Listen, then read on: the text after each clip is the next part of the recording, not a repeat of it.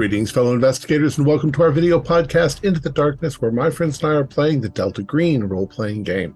I'm your host, Tom Rayleigh. The scenario is Extremophilia. It was written by Shane Ivey, and it's part of a collection called A Night at the Opera. Our handler is Lex Hurley, and this is episode 8, I hope. Is this episode 8? It is. Yes. Okay. And this is episode 8.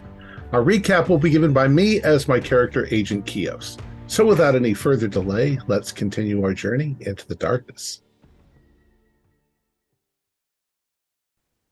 March 10th, Agent Kios reporting. Assignment impetus, death of County Sheriff's Deputy Fred Jacob. Cause, heavy metal poisoning. Assignment, determine if his unusual death has preternatural causes, and if so, identify and eliminate. Findings so far. A fungus of unknown origin has infected living human hosts and seems to be spreading. One of the major symptoms is that subject craves and begins consuming any available source of heavy metals. There is a strong suspect that it may have arisen in the Berkeley pit, a flooded copper mine. Water tests prove positive and may indicate that the infection is more outspread than currently assumed. It seemed that extermination was a viable option, but now there is some evidence that the fungus is able to control the host and give them influence over other humans nearby, possibly by using hypnosis or maybe even spores. At present, one of our agents, Highline, was investigating the Benthic company. He failed communication, and I drove out to the location to check on him. He was not there. I began a search. Eventually, he sent me a Google Map location, to which I immediately headed, only to find a squad of police cars, which I avoided. I returned to home base, but found the building evacuated. Agent Joy, who may also be infected, retrieved the body of Jacobs and took it to the green box. Delta Green retrieval must be done with hazmat precautions. Agent Joy began the immolation process to remove all evidence from the building and possibly to kill the fungus that was there. The whereabouts of Agent Throttle is unknown, and she remains outside radio contact. We believe she has 2 women with her, Christina Jacob, the wife of the deputy, and Janet Reese, a county coroner's employee, both of whom may be infected. Where they are or where they are going is unknown. It may be the fungus driving them to spread the infection further. I made an attempt to contact one of the Benthic employees and was able to determine that they may already know about the infection and may be behind its development. Finally, I received a message from Agents Bagman and Highline. They're currently en route to Devil's Tower in Wyoming, and they have the Jacob child. Highline may be infected now as well. The child and Bagman certainly are. The fungus seems to be driving them to Devil's Tower for some unknown reason. There was a tape recording relating a myth about the Wichapi Wichota, the Star People, and a native song. At this point, they all seem to be converging at that location. I will do what I can to eliminate the source of the infection. Agent Kios out. And as you click stop on the voice recording app on your phone and look back at the wall, your police scanner starts going off again. You have the TV set up on local news, getting the scoop on things. The scanner and the news both have been extremely busy this afternoon and late into the evening, covering news of a hit and run and assault on a local police sergeant or sheriff sergeant, pardon me, and the suspected arson of the county coroner's office nearby that has been causing tons of feedback, back and forth traffic between the scanner and the local news for most of the evening. If you could give me an alertness roll to see, while you are piecing everything together and making notes, what you might overhear. 39 out of 60, so I guess that's okay. Regular. Well, So it's a pass. good. Yeah, it's a regular. And Bagman, can you give me a luck roll? Certainly can. That is a 5. Okay. So something that you notice whenever the scanners are blaring, late at about 10:30, close to 11, someone comes on. You may recognize their voice as Under Sheriff Pullman. Says, we got the dash cam footage from Hayes's car. Look, you notice a red truck in here. You can see the fight come out, and then someone pops up off camera. They talk to Hayes for a bit, and then Hayes gets knocked out. Whenever they drive away, it kicks up too much dust, or they talk for a bit, and it kicks up so much dust we can't see anything on the camera. It looks like some sort of black sedan or something, but they're headed eastbound. And you hear some more chatter back and forth through there. You hear... So I'm going to assume that that's, of course, Highline and Bagman. You hear Sheriff Potter's angry voice coming in later with orders to detain Claude Sanson and anyone else associated with this bullshit investigation. I don't know what's up, but something stinks. So find any reason that you can bring them in, and we're going to take them, and we're going to find out what they know. I've already contacted the local Montana FBI, and they'll be here in the morning. All right. I'm going to in turn text Agent Highline and Bagman and tell them that the police are looking for us all because of the incident, whatever happened with the Highline. And with that, camera will flash back over to Bagman and Highline. I'll send that message too with Throttle as well, even though he's not responding. You're parked outside the visitor center on the outskirts of Devil's Tower. The Milky Way and stars are bright enough that you can still see the details of this giant square mountain that seems like it was pushed straight up from under the earth. There's a couple of lights on, just street lights, solar powered, but the visitor center and all the other traffic is completely dead. You don't see anyone else around. There's a small sign off in the distance that says, in case of emergency, call park ranger staff at this number 24/7. As you get out of your cars, it's about 40 degrees or so outside. Your breath is fogging slightly as you get out of your Prius and truck, respectively. Bagman, you notice that Joanna doesn't really seem fazed by the cold, doesn't even flinch whenever you open the door and that waft of cold air comes in. And the last we left off, I remember you were talking about jury rigging some sort of backpack papoose, shoving blankets and things in to do that. So, Highline, while Bagman's trying to get this backpack situation set up, you get a text message. And as you pick up your phone to view it, it starts ringing. And it's your wife. Oh, shoot. All right. Yeah, I'll pick it up. Okay. This is my regular phone? Yes, this is your personal phone. Okay. So actually, let's just say you get a text from your special phone, your private phone, and then your personal phone is vibrating from inside the glove compartment. So you can open it up and it's your wife calling at about 12:30 at night. Her voice is panicked. Honey, why is your face all over the news? They're saying you shot a cop. Oh, honey, Kira, that was just a misunderstanding. I'm working on a case. Maybe there was a hiccup or two, but I'm looking at your news on Fox right now. I couldn't sleep, and they they're saying that you are wanted at large and presumed armed. What's happening? Should I be worried? No, I wouldn't be worried, honey, but listen, just hang tight and we'll sort this out. I'll see you soon enough, but maybe it's best that you don't keep calling me, okay?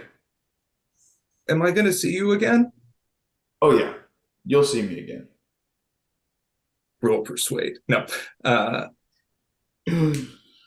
While this call is happening, you can hear some gravel crunching down the road back behind you as you're sort of getting settled, looking up at this mountain imposing. The ambient noise sounds a bit odd. And you see a Subaru Crosstrek pull up. Before it even stops, the back passenger door comes open, and you see a gaunt woman come sprinting out towards you, Bagman. I'm gonna sidestep her like a matador. Sure. In the dark pre-dawn light, you just see a very gaunt figure that is running. You hear a feminine voice, like sort of panting and just making noise. And she goes right past you and into your car to hold Joanna. Oh, I thought I had the baby. Oh, okay. Well, then she is trying to grab Joanna as the car can stop, and Christina Jacobs is very much trying to hold her daughter again. Okay. And Throttle, you are now in the scene. Yes, you are now in the scene. Can you I feel like this baby needs to go up that mountain, and she's impeding on that. I wish I had a taser because I tased the hell out of her. Hold it. I said I wish. No. Hold it. Wait a minute. Last thing I knew that I was in the car with the other two people, and now I'm on the scene. You were right behind them on the road. You would have left like maybe 20 or so, or a half hour after Bagman and Highline actually got started on the road. They had to stop for gas a little more often because Highline's car is a gas guzzler. So sure. I am saying that you all, Christine was pushing you to drive faster. I didn't think it was worth spending a scene on it. But yeah, y'all are all there now at the base of the mountain. Right. Well, Christine's not in control of the car, though. Janet. Christine was telling Janet to drive faster, and so that's how you're all at the scene now. Okay, man. All right, all right. Kira, honey, I gotta go. You stay tough like I know you are. I would not ever leave you alone. Just hang tight. I gotta ask you to trust me, all right? Take care. Okay. Please come back home. I will. I love you. I love you. Thanks, Evan. All right, what do we got going on here? All right. Well, I wasn't quite sure I wanted to rendezvous with everybody, but now that we're here, I think it's best that we just get on top of the mountain as easily as we can. Mm-hmm. So what is the crazy lady grabbing the baby? What's she doing right now? Does she have the baby? Or? Yeah, she's got the baby. So what do you guys, do you have a plan here, you two? Yeah, we're going to lash that baby to the back of one of us and climb up to the top of that big rock right here. I can carry her, but we need to get her to the top. Why do we need to do that? I've seen her up there. I've been watching. I know that the other man is up there too, or he will be. He is. I don't know. I can help. I don't care if they take me. I have to bring Joanna up there. You are in no state to climb that mountain, and I can prove it. Do 10 jumping jacks right now. No, wait. I'm just going to step these other two off to the side. She's not going anywhere like by herself, and we're not going to go too far where we can't keep our eye on her anyway. So I say, there is something going on here, and I think we do need to get to the top, but we need to be in control of the situation. Sure. So what is it that they think is going to happen up there? Because I'm not terribly sure. I have no idea. Like, I really have no idea. I don't know if aliens are going to come, or I don't know what is going to happen. But I think that when she mentions this other guy, for whatever reason, I don't have a clue. I think that's the man that's been infecting everyone. Well, Yeah, I think well, that Lex, so I've been getting the feeling like I'm trying to get this child home, right? That was the feeling that I was like, or at least the baby was like conveying to me. Something like that. Something close to- You've been okay. feeling some sort of pull. So this is some weird Spielberg cross between Close Encounters of a Third Kind and E.T., where we've got to You get can't the help but baby to the top of recognize this is where Close Encounters of the Third Kind happened, man. So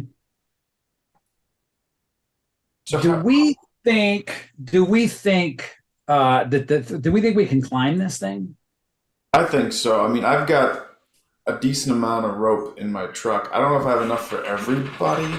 I do know that the routes are pretty well established with Petons, so we'd have anchor points to clip to. I mean, it's not going to be easy by any means, but we can get up there. But I'm curious of how we're going to maintain control over much of anything while we're all climbing.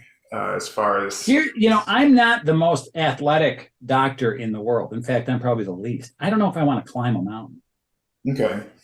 The other thought that I had is we had that tape, right? Do you still have that? Yeah, it's in the truck. And there's some kind of sing-song thing there, right? Yeah, I was thinking of, I don't know, bringing it with me and Yeah. playing it at the top. Yeah, I think you should. And I think Bagman, you should go up because you're infected. And then maybe there's going to be some miracle cure or something. Or maybe I don't really have any idea. And I would like to go up, but it just looks really daunting. I mean, it looks, and it's the middle of the night. And there's no other way up except to climb. Correct. Sheer on all sides. Yeah, it's kind of, I can post some more photos in chat, but yeah, it just looks like a giant rectangle was forced up from the ground. Yeah. But there is a pretty clearly marked climbing path that, as Highline said, that there's Petons like going all the way up it. Actually, Throttle, could you go ahead and make me a luck roll while you're... Dude, that's like flipping a coin. Yeah. So let's see if it's heads. It's heads. Okay. While you're saying this, Janet overhears and says, "Oh, if you need to climb," opens up the back of her Subaru Crosstrek and has a set of climbing gear. It's for one, and the shoes are a bit small for maybe Bagman, but it looks like that she may have some additional climbing gear in her car. Okay, so who's all going up and who's staying? Wait, who brought climbing gear in the car? Janet, Yeah, secretary. the one that you made drive in her car. Is it a was climber. lucky that she rock climbs for a hobby in Montana, so she has extra climbing gear in her car because you were lucky.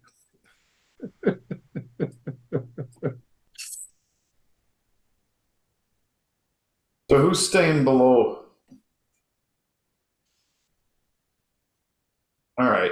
Now this lady said that I don't think I want to let this lady carry the baby up. I don't Oh, trust why her. not?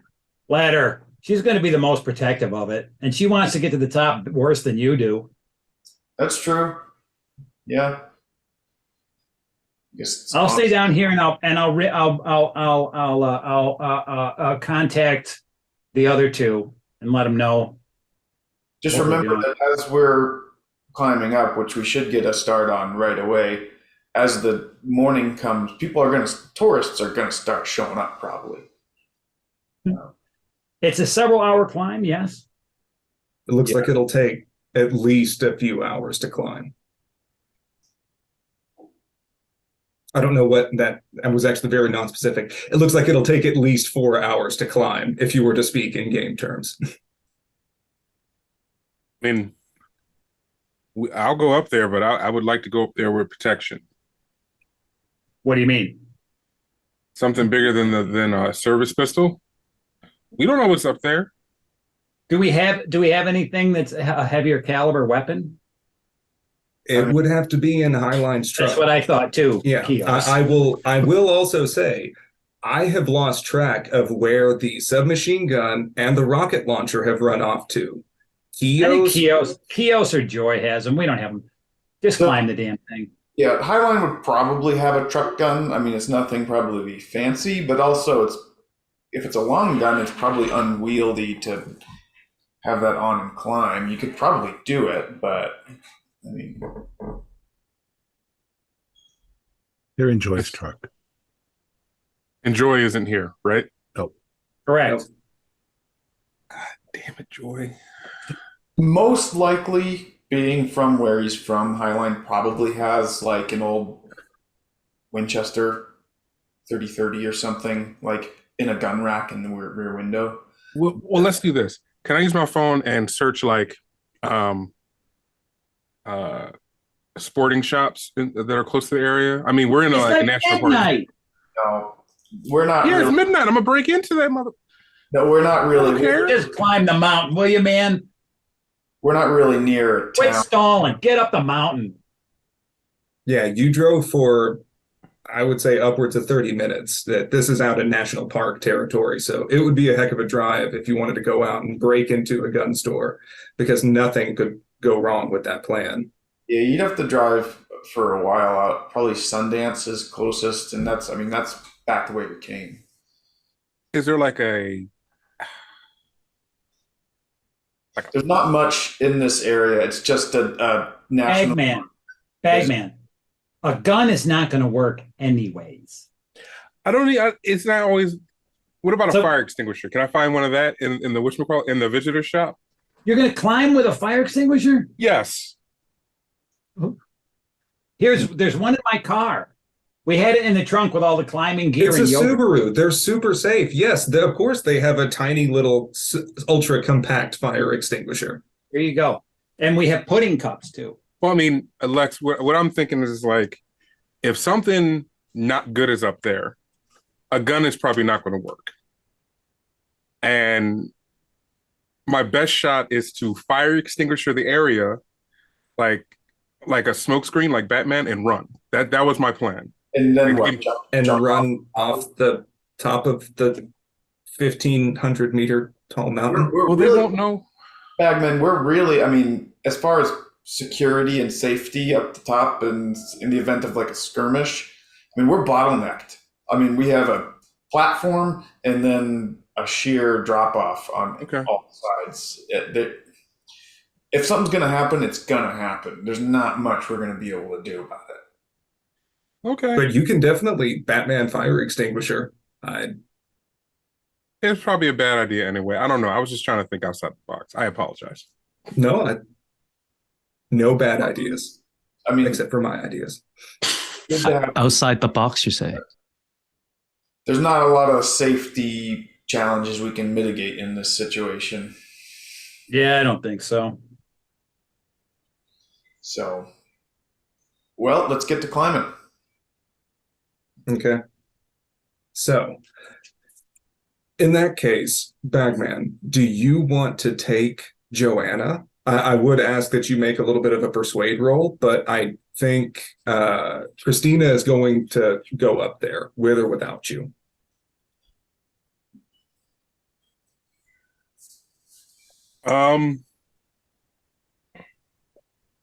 Do I want Joanna on my back instead of hers? Mm-hmm.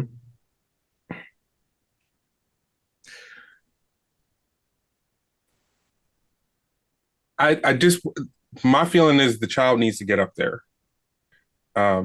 If she's aligned with that goal, I'm not 100% against her doing it. If you think you're stronger, why didn't you just ask her?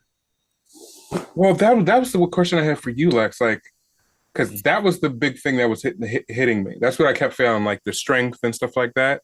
Mm-hmm. Like, do I have the strength to climb a mountain? Because it was at one point where I was like stuck in this chair for a little bit. You know what I mean? Yeah. You feel really in control of your faculties. Like you you felt like you were hungover as hell, but that doesn't necessarily mean that like you're weak and can't climb up or do anything. Okay. I will say, yeah, mechanically, it's going to come down to an athletics test.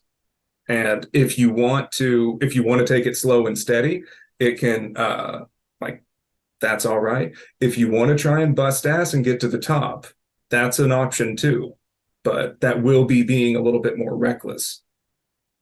Okay. Yeah, I'll go up. I will. Okay, I'll try to persuade her to take the child, just in case. Okay. And For her to take the child? no, for me to take the child. I'm sorry if I misspoke. Okay. So look, we got quite the climb. I think you already know that. You're from the area. You're worse off than me right now. I think it might be better if you go ahead of me and I follow you with the child. Okay. Go ahead and roll me a persuade, just to see how she'll react. It's the way you said that makes me nervous, and it's the way I roll that makes me sad. 81. That is. I don't even have to look at my sheet. I know that's a fail. Okay. It would be very fun if you had an 80 persuade. Anyway, so as you're saying this, you feel this, you get that sort of movie feeling as like both of your eyes meet. And she says, you could put a line to me. I'll go ahead of you. And if I fall, at least I know that you'll still have Joanna. I don't care if I fall. But I feel like she needs this. You ready? I don't think that's a good idea. I'm okay with the line. I agree with that. But I think I should at least start with the child on my back. Okay. But Okay. I'm still going first. Okay. All right. So it's going to be on you. Make sure the hard points are, stable. And we'll make it somehow. All right. And Highline, for your purposes too, let's say you still have your sidearm and you have a truck gun, if you would want to sling that over your back for the climb up. And Bagman, you have your service pistol and an ultra compact fire extinguisher. Yeah, I'll keep it on my back. Since I mean, if I do it right, my back's shouldn't be dragging on the rocks unless I'm screwing up. Right. Unless you do something very bad. Yeah. Okay. So I would like you two to roll me an athletics test while I roll for Christina. Yeah. And did Janet Bryant carabiners would be nice. Could I borrow a couple of those? Does she have a surplus of those? You got it. All right. That was a good luck roll. That is a fail for my athletics roll. Okay. Athletics. Darn it. Yeah, I failed too. Fail or crit sweet. fail? Just regular fail. Okay. I failed by double, if that matters. No, it's just if you roll double digits. So if you rolled an 88 or something. I rolled a 60. Okay. No, that's fine. Okay. All right. So we watch the Janet and Throttle are leaning back against the car while Throttle is texting, and watch the three intrepid explorers begin climbing up this mountain. The stars and moon are so bright that you have a decent amount of ambient light, and you begin climbing. Joy, you are alone in a glorified concrete pit with a metal storm door over the top and a bevy of explosives all around you, and a body bag that seems to be slowly inflating. This is my birthday. So seeing the body bag slowly inflating, looking around, seeing the different, thermite explosives and glass bottles and whatnot, Joy starts rigging up the room, using some, counter pulleys, knowing and being worried that the body bag is really being kept closed just by that, zip. And if this bacteria, fungus, whatever you want to call it, is going to eat through it and sort of really bleed out, then, things could actually fly out. So he's going to hopefully be able to rig it so that the moment the bag gets light enough, the counter pulley would pull and 4 of the thermite grenades pin would sort of pull out. That way, hopefully with the ultra high heat and everything, it will sort of do what needs to be done and contain the infection. And hopefully that's just through threads and rope and stuff like that. Or do I need to roll for MacGyver? I want you to roll something to make an explosive Rube Goldberg machine. In Mechanical something? In the dark. Yeah. Let's see what would be reasonable. Would intelligence be a cop-out? I don't know what would be appropriate. Because it's going to come down to not only intelligence, but a little bit of physical dexterity. So let's do an intelligence minus 20, just to be sure that things work the way that you think that they should. Okay, so 50-50 chance, and ooh, 90. All right. Well, you have gotten all of these strings hooked up. You're a little bit worried about using several of the mouse traps from the wet cardboard box of loose mouse traps in order to hold the string up at various levels. But for right now, you have that tense scene where you sort of attach the top and run the string down to hold 4 grenades at once. Right. And you just sort of let go. And all right. So seeing that the situation has clearly been contained, and nothing can possibly go wrong, Joy would go about and retrieve some of the glass bottles that are clearly marked as corrosive. So those pseudo Molotovs. He's also going to retrieve from the gym bag a certain article that we had talked about.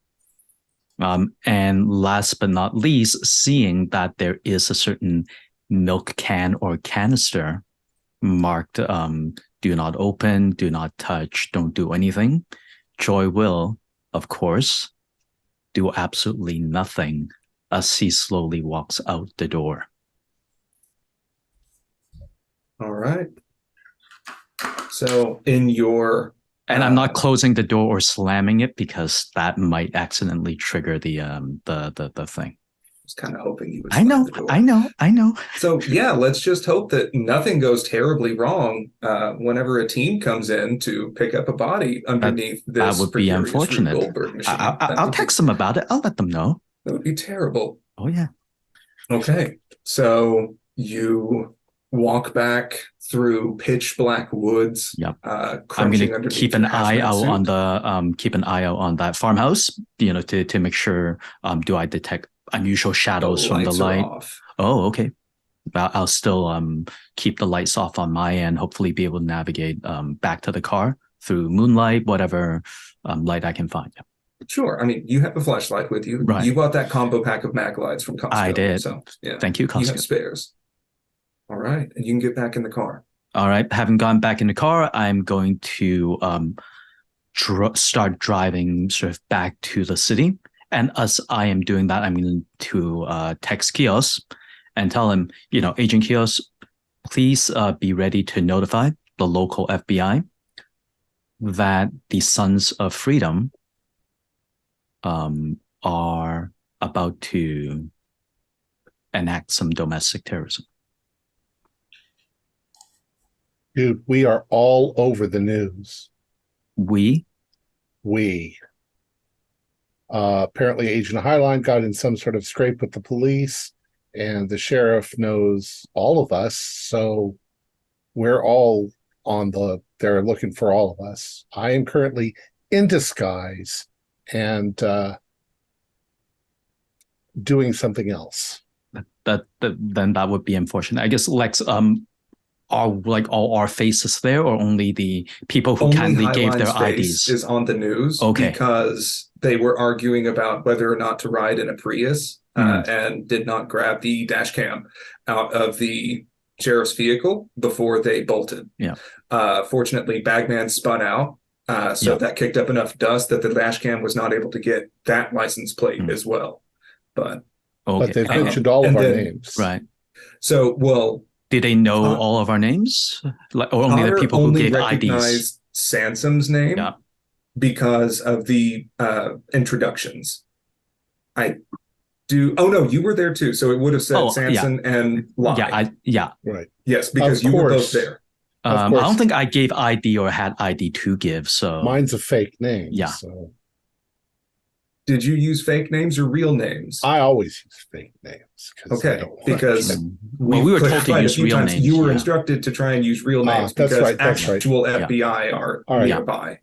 So, anyways, I'm leaving the scene. Okay. But I'm also trying to. I'm going to head to Berkeley Pit and see if I can leave a message for the environmentalists about the infectious disease.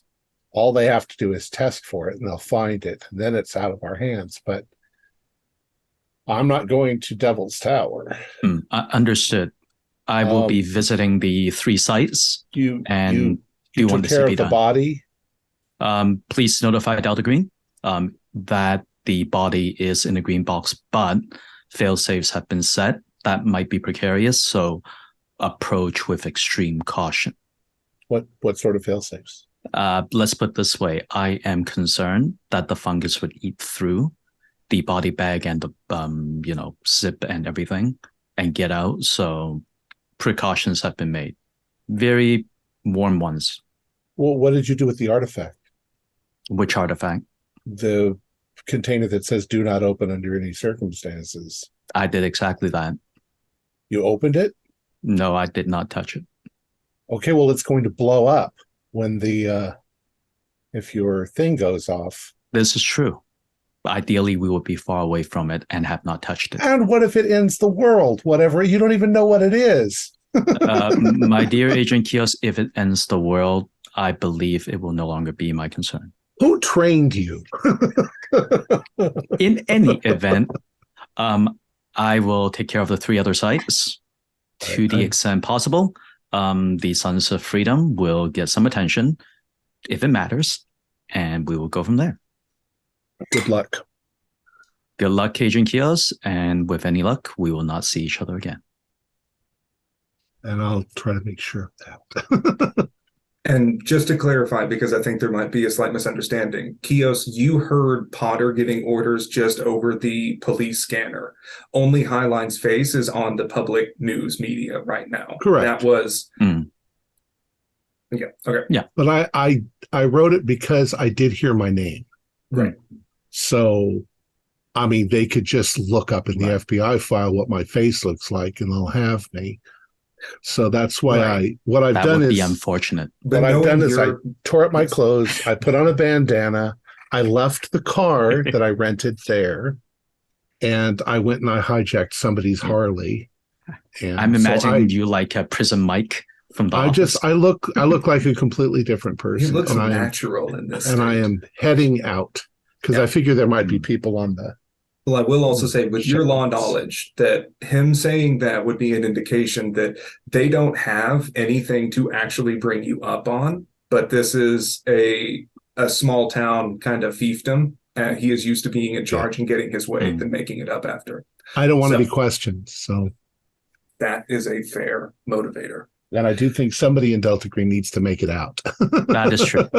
So... Actually, let's bring the camera back over to you because a certain group of others are still climbing. As you are, Bad to the Bone plays on the background and driving out towards, you say you're going to the Berkeley Pit? Going to the Berkeley Pit. Okay. That's out in Butte. That's another like 45-minute to an hour drive. Yeah. All right. And all I'm going to do there is if the environmentalists aren't there, and I don't expect they would be at this time of night, I'm going to leave them a detailed message, just telling them to check the water. Something's terribly wrong. There's a fungus.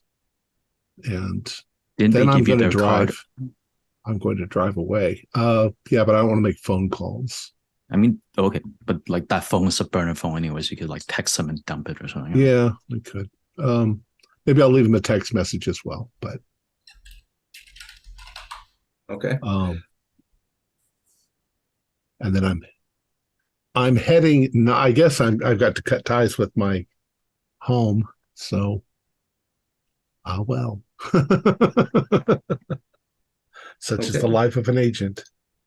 So are you sailing off the scene? I am going to sail off the scene, Okay. which I Well, understand. Yeah, sure. You may get contacted and a little bit later. As we watch you ride off into the night, let's see, it's been about an hour. Throttle, what are you up to? You've been watching them climb up the mountain, just look like little specks slowly making their way up. You hear a lot of grunting. It's me and Jenny, right? Yes. You want to get a drink? Fuck it, yeah. We get in the car and go to a bar. All right. Highline, with your crazy alertness as you're climbing up the mountain, you see that your support is driving away. Hey, what the hell? As your attention is diverted, your foot slips and you bam crank your head against the wall. You're going to take 1 HP of damage. As you your nose is now bleeding out over your face. Fuck. That was your fail from earlier. Bagman, let's get this over with. We gotta drop this baby off for God knows what, and then I gotta get home to my pregnant wife and unborn son and get the hell out of Dodge. Can I interject for just one moment? Is the Berkeley pit in the direction of Wyoming, or is it in the Not in the opposite slightest. direction? Berkeley Pit is basically straight south, and then Wyoming is east-southeast. All right. I was thinking about going and just watching and seeing what happens, but I won't make it in time. Okay. Yeah, let's get this over with. So I'm seeing Throttle drive off.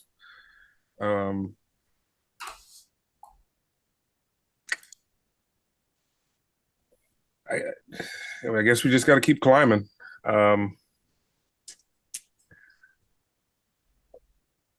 Yeah, I'll keep climbing. I mean, there's nothing else to do at this point, and nothing else. This whatever this is, I think this is the best thing for it. Like to remove the source of the contagion, or at least that's what I'm thinking. So, Okay. So you all keep climbing up in the dark of the night, especially as you start going up higher than the tree line.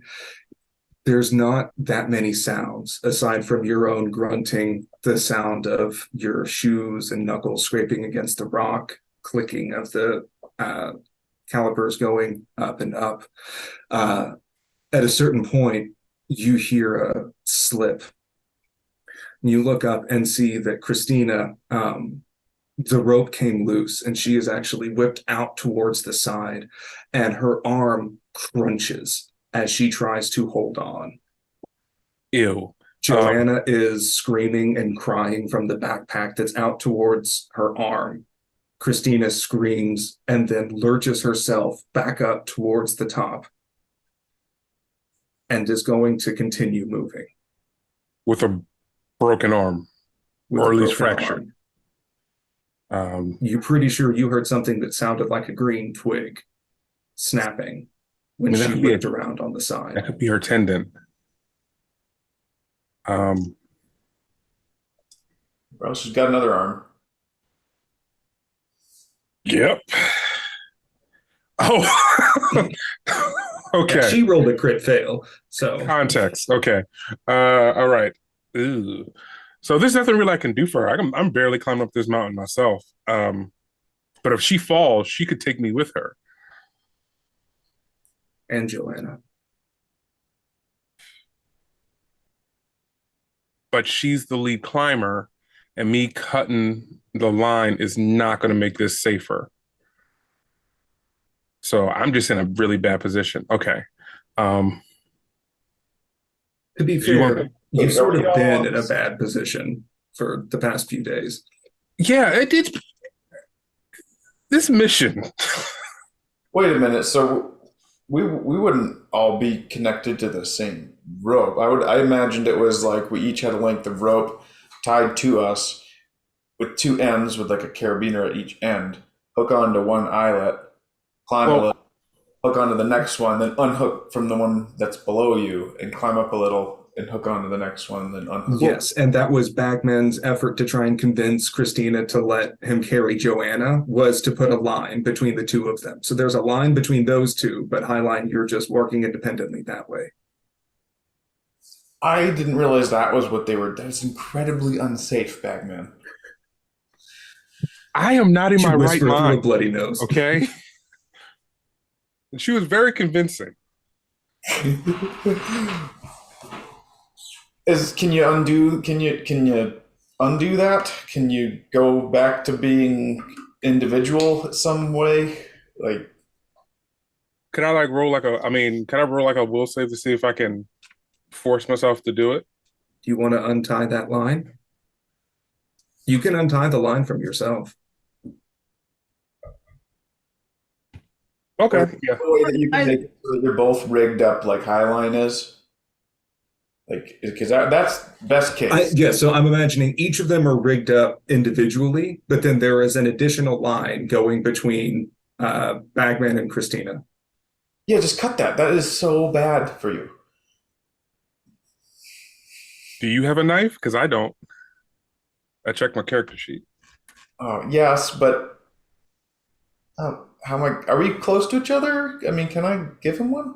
Do you want to try and get close enough to each other that you can reach out and hand a knife to him? I mean, if I'm hooked up and I just have to kind of, hold on to the rope and lean over. I mean, worst case, I drop it and he doesn't get to use it. But It would also be following this exact same path going up. Mm-hmm. So you would just both kind of, let's say Highline, you're in third place, and so Bagman is right in the middle. So you could sort of climb up towards him and try and cut the line, sharing similar space. It's going to get a little cramped up there, but yeah, just hold on a second, Bagman. Just let me catch up to you for a little bit. I'll cut the line and then let you get ahead of me, and then I'll keep following you. Okay. It was dark. I didn't see you do that. If I had known that you were tying yourselves together, I probably would have spoken against that earlier, but it was an oversight. let's say Christina is sort of currently dealing with a potentially broken arm at this point, and so is kind of stalled out at the top, so not actively tugging it back then. Highline, you can bring up or go up and give him a knife to cut through the line. You're going to have to sort of take both hands off in order to maybe put some tension on the rope and then cut it from with the other hand. As you do, you are sort of sawing through it. The line ends up getting cut. You can hand the knife back to Highline. Okay. And as you slowly try to unclip and move your carabiner up, you step up again. The Peyton crunches slightly on your other foot. Your foot goes out from under you, and you hear your head crack, or rather, Highline hears your head crack against the stone. And you're going to take another HP of damage, just one. Oh, that did not sound good. Bagman, you all right? I rung my bell pretty good. I'm not falling, right? No, you're not falling. Okay. Yeah, I'm okay. I just rang my bell pretty good. Glad you have such a thick skull. Yeah, And- thick. Yeah, his blood is like trailing a little bit on my head. Oh man, this is so bad. Imagine the view. Yeah, I'm not like that climber type, so I have not looked down or out since we've gone up You're this just thing. keeping your eyes straight ahead on the rock. Yeah. As you stop and catch your breath from all this, you can hear some faint sounds coming from further up.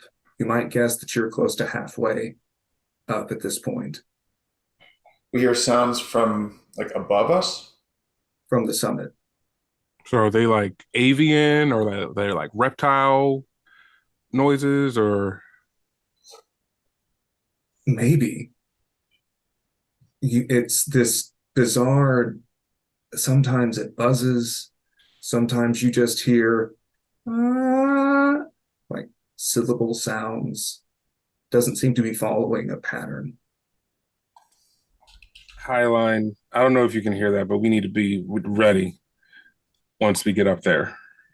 Yeah, I mean, but listen, we're gonna be slowly like lurching over a ledge and untying ourselves from ropes. I don't know if we're gonna really get the jump on anybody there, Bagman. No, it's not about getting the jump. It's just being ready. That's all. I mean, there's no way to get the jump. We're exposed on the side of a mountain. It's more like Yeah, I get it. Just Who's be in alert. Christina's up ahead, like in first? Mm-hmm. Yeah. Well, nothing to it but to just get on up there and see what that ruckus is all about, really. yeah. So yeah, we'll keep climbing. Both continue climbing. Joy, what are you doing with a sack full of explosives and an Elvis Presley wig?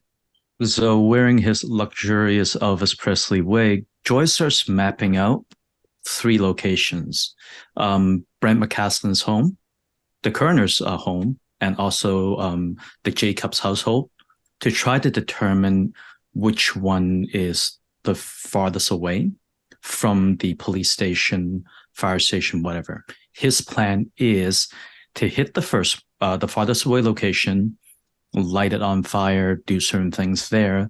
Then while people are distracted, hit the second and third one, ideally in sequence, to make sure that, while the cops or whoever are distracted with fire site 1, he can get 2 and 3, inflamed before he GTFOs. Okay. Yeah. So, While dressed as Elvis. in order to Like it's a Google map, you'd imagine like it's not too difficult to map a trajectory. Yeah. So can you list the 3 locations again? Let me pull the map up. So I want to take up the Jacobs household, the Kerner's home, and also Brent McCaslin's house. And I don't know where Brent lives. No, So I do, but I don't have it on the map. So yeah. Yeah. So Yep. pinging the 3 locations, Yeah. it almost makes a triangle. Right. And I actually did not plan that intentionally. dun. But Fred Yeah. Jacobs' home is towards the southeast area of Helena. It's south of Costco.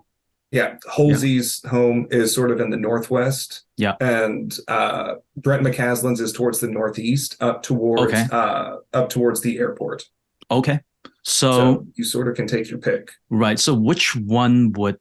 I think you would pass Jacob's home first. Okay, but which route would it be such that the middle point is closest to the police station?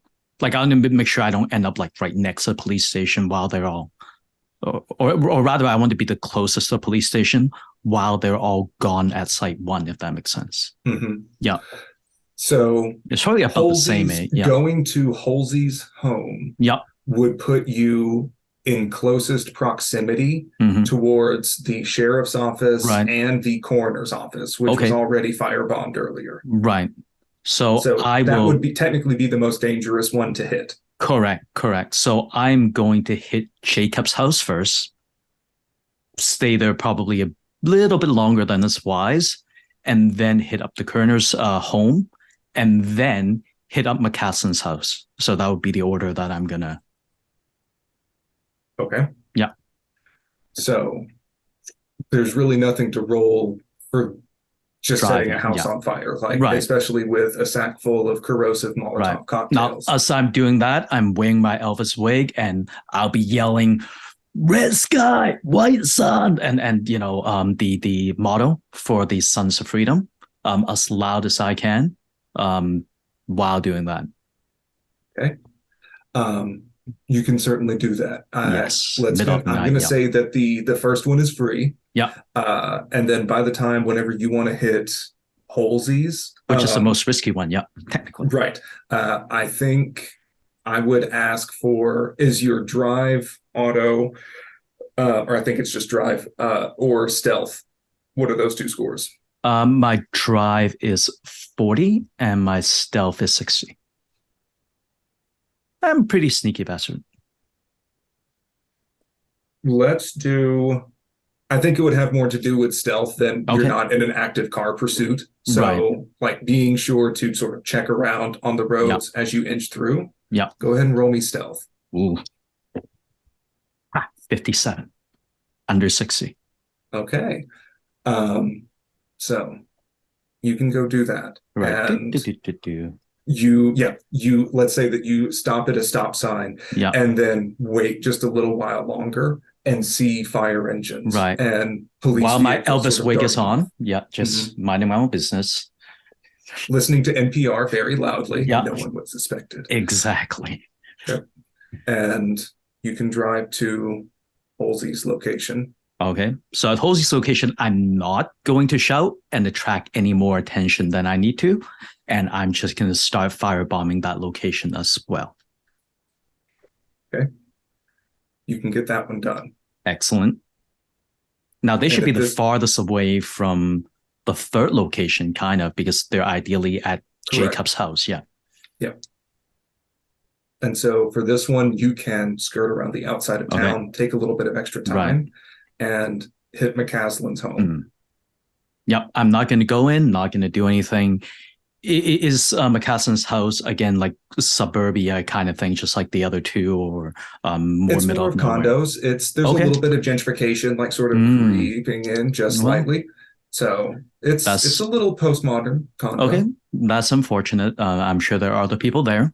So out of courtesy, I will again start yelling out, "Red sky, white sun," and a few times. And then start torching the condo and then kindly drive off the scene. Okay. Yep. Man, how are y'all going to solve this mystery tomorrow? And of course, as I'm doing that, I'll also make sure to log on my phone to check in my current balance to see, based on the past few days, how much money I've been able to save on Costco, like from my 5% back in. Yeah. So bathed in the warm firelight of the Arson, you can sort of scroll through and see your rewards points. And that baking soda actually had double points back. Ooh. So yeah, you've earned approximately $15 out of your 5% cash back over this whole trip. So It's been a good trip. So Joy drives off into the not sunset, I guess the fire to his back. Yeah. It still has that sunset kind of hue, that little crepuscular, like orange fading into purple. Right. Think about how many rotisserie chickens he can get from the points from the cashback he's been able to get. Precisely. Yeah. Right. Humming his happy tuneless tune, completely off key as usual. All right. So Highline and Bagman, you're nearing the top of the mountain. Highline, you in particular can recognize, it sounds like that song that McCaslin was playing over and over again in the car. You can hear it at this point that it does seem to be repeating, just taking a very long time to do so. His voice is hoarse, like he's been doing this for hours. As you get closer to the surface, you can see the silhouette of a man standing with his arms raised towards the middle of the platform, looking out towards the Milky Way. Sort of, I'm imagining that as you're climbing up, exhausted from this, Bagman, you can see it as well. Christina is nursing her arm. I've returned from the bar with Jenny, and I'm in the parking lot down below. Perfect. But I'm sure I can't see this. Is it just one guy? Actually, you could see something a little odd is happening as you come back, slightly buzzed, in a little bit better mood. You notice that some of these stars in the Milky Way above, they seem to be blinking on and off very slightly. Sometimes it's faster than others. It almost looks like a rendering glitch. It's just coming back. And it's really difficult. Does it look like satellites or anything? Well, that's your thought, that it might be a plane or a satellite blinking, but it's not moving laterally. It's moving towards the mountain. And as from the viewpoint of Highline and Bagman, they seem to be getting bigger. And eventually you see that it's something the size of a large bear, a small sedan. It's something seems to be floating, almost like some sort of bubble is coming down, 3 of them, towards this figure. And the song ceases. They almost look like a starfish or something inside of the bubble. As they land silently. First of all, what are y'all going to do as they are getting closer? Well, I don't want to be hanging here, so I am going to get up onto the platform. Yeah. And unhook myself. And so it's just that one guy up here? Just the one guy. He has his back to you. All right. I don't know what's going on, so I'm going to see what he just rocked. Okay. So as these things come closer to the ground, the light distorts slightly less around them, and they come more and more into view. You can see what might be starfish arms or some kind of limbs. They land with 5 limbs on the ground itself. Their bodies seem to be soft, almost pinkish in hue, covered in almost like a sponge with pores that seem to be dilating like thousands of mouths gasping for air. One is floating in the sky above, almost like a jellyfish, taking away in an unseen current. The one is in the front and approaches, who you can only assume is Brent McCaslin. It has some sort of a translucent worm or something that's sticking out of its back and writhing, pulsing slightly in a different tune than the rest of it. It's what must be its face. It's only just a slightly different texture of folds that flashes different colors slightly. Begins to buzz. Bagman, you were going to say something. Yeah, I would also like to get myself up onto the summit. At that point, I would like to give the baby to the mother.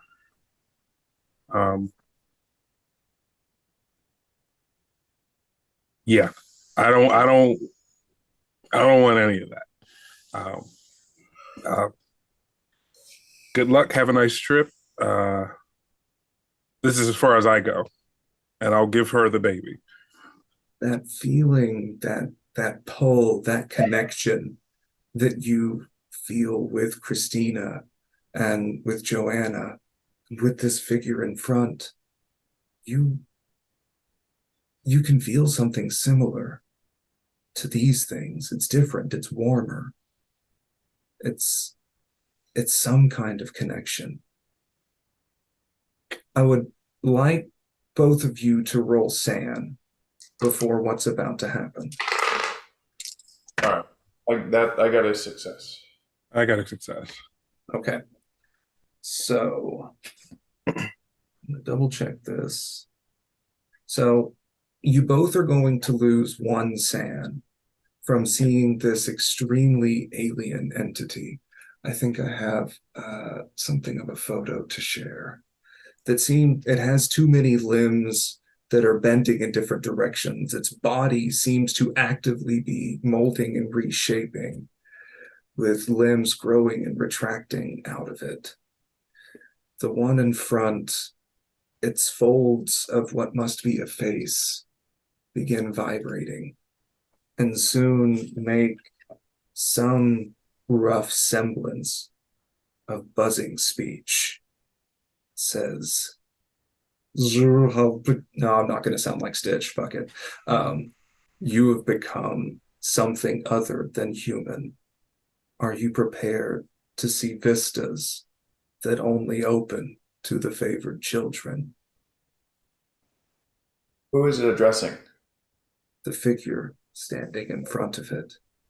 He steps forward slightly, and you can hear sobbing as he approaches it and says the words, "Black bookcase, green thunder, sideways, recoiling." The figure seems to shudder, and its left side splits slightly. One clawed appendage reaches inside of itself and grabs what looks like a piece of rotting meat with some sort of black stones and attachments inside of it. The other appendage comes and takes hold of Brett McCaslin's neck and kneels him over. The piece of meat touches his head, and you hear a slight moan you hear a slight moan from Brett McCaslin as a high-pitched hum screes around the perimeter of his skull, and you hear a wet shake and a hollow plop from a disc hitting the stone in front of him. The claw reaches in, and you hear some wet, slurping sounds as something is removed and put inside another container that you weren't even paying attention to. This arm that seems to bring out a cylinder and places this inside. Brent McCaslin's body falls to the floor, or to the stone,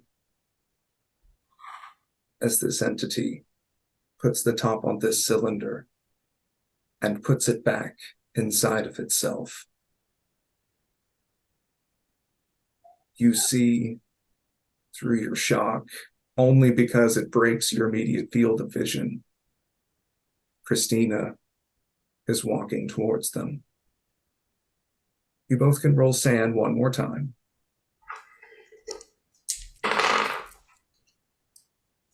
An 8.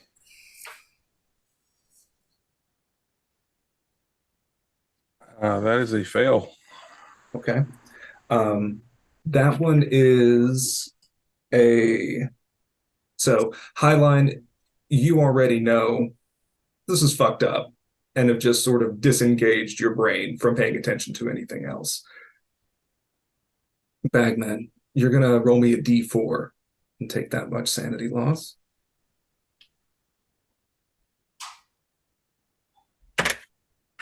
And Highline, actually, since you managed to keep your head, you notice the other two creatures are no longer behind the one. You got caught up in the spectacle in front of you, but these shining things are not immediate where they were before. Bagman, you lost two? Okay. What are you two doing? They're just gone. I think I'll say to Highland, like, I don't want to be here anymore. Well, listen, it's a long way down. So let's hope that these things got what they're after and they fly off to wherever the fuck they came from. Then I can climb out of here. You can climb out of here. I'm taking Kira. We're fucking moving to Matitsi and never doing anything eventful ever again. Matitsi sounds really fucking good right now. Hell yeah, it does. But those other two things, you said they're not where they were. Where are As you wheel around, you'll notice that somehow they have come behind you. They're still floating, flying. They don't make any sounds when they move. You only notice because as you're looking amidst all these stars around you, that there's different flashes of light. That's the only giveaway. They don't make any sounds, but you see the folds on this one's face flash a certain color. And you notice a slight flash behind you, and then it's gone. You're having to look around in the negatives and the stars to try and see where these creatures are. you? You want those guys, not us. Wherever. Not a This part is of way. I don't have any vantage of this, right? I'm way too far below. I saw the lights come down, and I don't think I could see any of this. Well, at this point, I think that you could potentially see some sort of strange floating lights moving But that's around it. towards the top of it. Yeah. Like, if you can take them, we're not here. We're not here. Good You're luck. John Cena. Just we don't want to see vistas or panoramas in Nope. space or anything. So we're delivery boys. Christina approaches the one that met Mr. McCaslin and has Joanna in her arms and says, "Can you take her? I don't care if you take me. Can you take her?" The second creature, or a second creature, lands completely silently behind her. It's like watching puppets on strings. It has these webbed appendages that look like wings, but they don't flap like a bird or a bat. They're just almost satellites sticking out from its body. One touches her head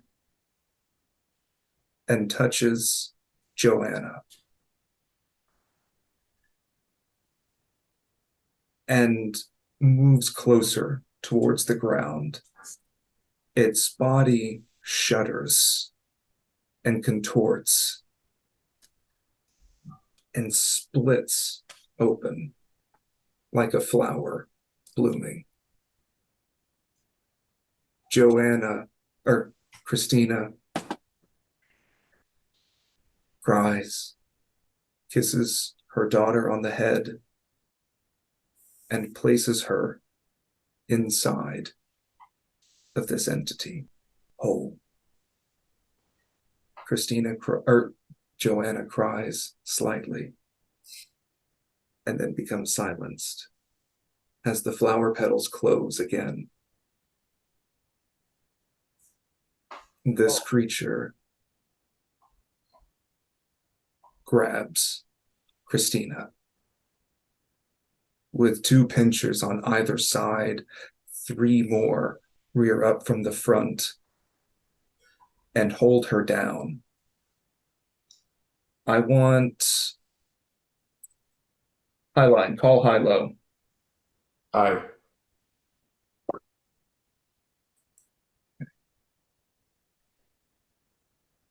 You watch this creature. It must be bite, inject forcefully onto Christina's front. And Highline, you begin to feel cold, soft, bone-like appendages grab at your back. Oh, no. I'm going to try to get out of that. All right, we're going to enter some combat time.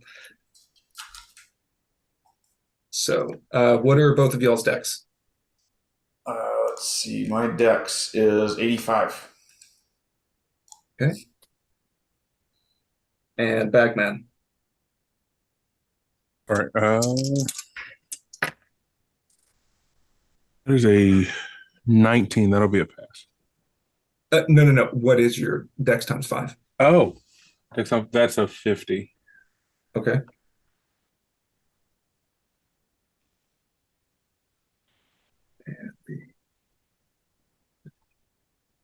Okay. Highline, you can feel this closing in, and your survival instincts finally snap back again as you sort of duck and pivot out from this first grasp. You hear this sound issue from the thing behind you. What do you do? All right. I'd like to shoulder my truck gun and... Can I see it? Yes. It's large. It's the size of, I mean, if it were standing like a quadruped, it would be the size of a grizzly bear. As it is, it seems to be all just like some sort of pinkish sponge thing with mouths and pores opening up all over it. It seems to be shuddering, the limbs moving. It has 4 crab-like appendages at its front. Yeah, I don't want to go with these And fuckers. standing on too many legs. Too many legs. Let's see if I can do something about that. All right, go ahead and roll me firearms. All right.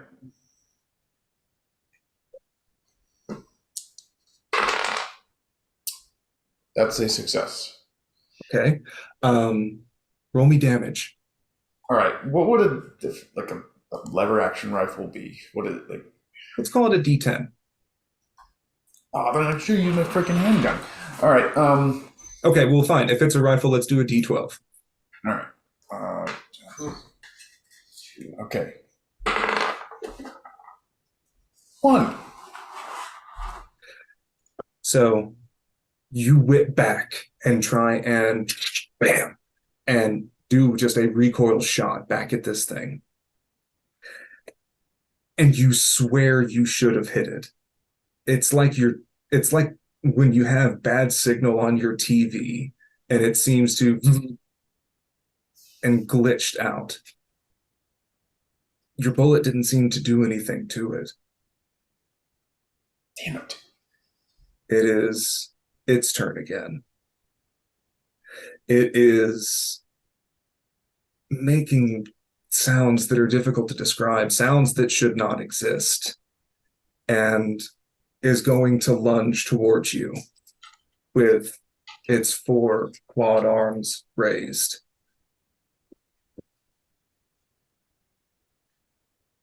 And it grapples onto you. Since you fired your gun, you can attempt to defend, which would mean sacrificing your next turn in order to act now and try and get out of this. But you can feel, as you try and dodge out of ones that are coming for your shoulders, others grab towards your hips, and you can feel yourself getting grappled. Can I help? Soon. Yeah, I'm gonna try to juke out of the way or whatever. I don't want this thing flying away with me. Okay, so you can roll a dodge, and you'll lose your next turn. All right. see if that does it. Does not. Okay. So yeah, again, you try and juke and turn, but you're not used to something trying to grab at your shoulders and your hips at once. So it seems to have you set. Bagman, you see this thing pouncing on top of your friend. The one with the worm that met McCaslin begins moving towards you, even as its sharp, too many legs hit the stone. You barely hear a sound as it moves. And as it tries to cross the distance between you and McCaslin, it seems to blip out and immediately appear right in front of you, not moving faster, just almost teleporting to be in front of you. And let's see, does that actually use their turn? No, it does not. Okay, it is going to attempt to grapple you as well. What do you want to do? I would like to distract it with the fire extinguisher. So as this thing is Nightcrawler teleporting and rushing up onto you, I am not even going to make you roll just because this is very fun for me to imagine. And so you can feel its claws are bearing down into you. And yeah, you let the fire extinguisher loose into its weird, like pruned finger fold looking face. Yeah, and he just gets a face full of ABC. Okay. Highline. Unfortunately, you used your turn. So to try and dodge this, you see the folds on the face begin to spread open slightly, and something that looks like teeth or stalagmites almost are coming out, stingers. And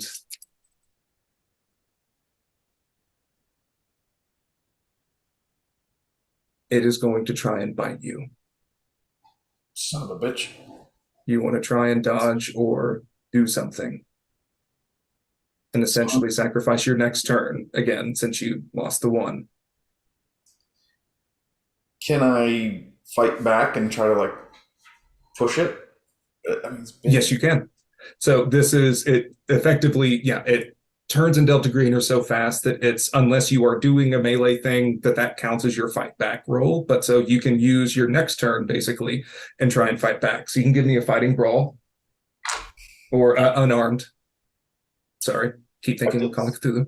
I did succeed on that. Okay, what did you roll? I rolled a 53 under 60.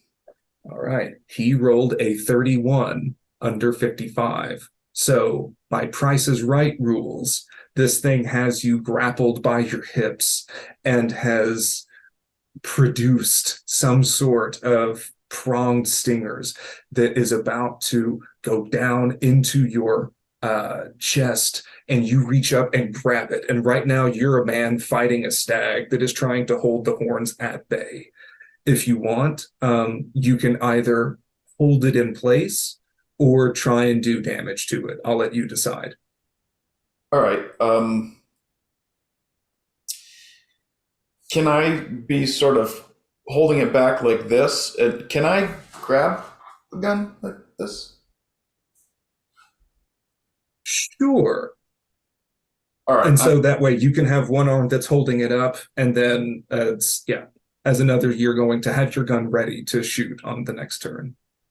All right. Yeah. So I'm going to be wrestling it like this, and my plan, however many turns it takes to do that, is to just grab my sidearm and just push the muzzle right against it and just pull the trigger. Okay.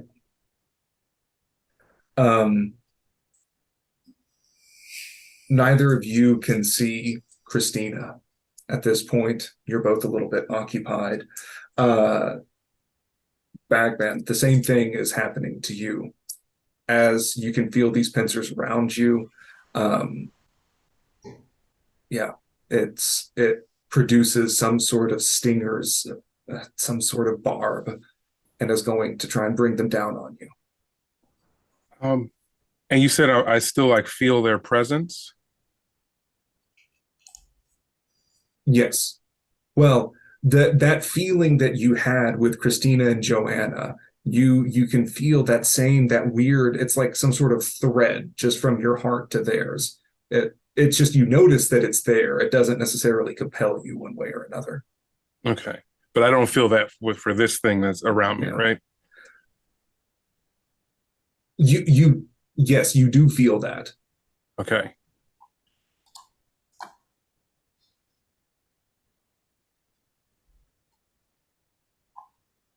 Does it feel like I can like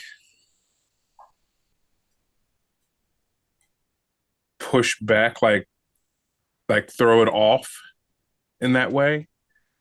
In the same way I got thrown off and I started eating bullets, you know what I mean? Like, you feel like this connection was something about them affecting you. mm-hmm. Okay. So how did the fire extinguisher work? Did that kind of throw the thing off a little bit? Oh, yes, that's right. That's what you did.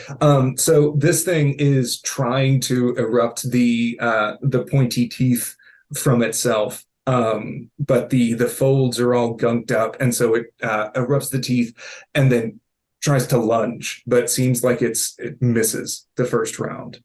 So it's now your turn. You don't know where the third one is. Okay, so can I see Highline? You can see Highline grappling with his, yes. Okay, so he has one arm that's up and seems to be getting a gun ready to try and unload into its belly. So I will run towards Highline and give that one a burst of the extinguisher. You're currently still grappled by the one. Oh, I thought you essentially postponed it biting, but it is still on you. Okay. But you said it's kind of like gunked up?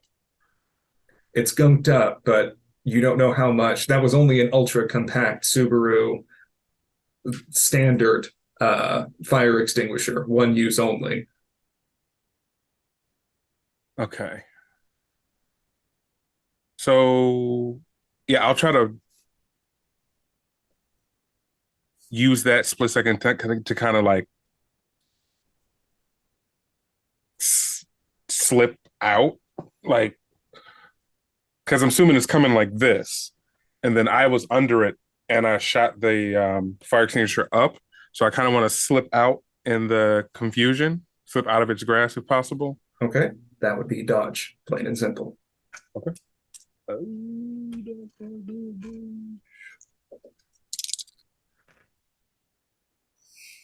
That's a pass. What did you roll? I rolled a 11. So that is not only a pass, that is a crit success. And he rolled a 10 to keep his grip onto you. Okay. So that was kind of a best case scenario out of the present condition. So you can slip out from under him while its face is gunked up. And sure, is there something else that you would want to get for that crit success? I want to buy Highline some time. Like, I see him in danger. I don't know if it's like throwing this thing at it or whatever. Like, whatever I can do to break its concentration. I know I may not be able to hurt it, but I want to break its concentration. Okay.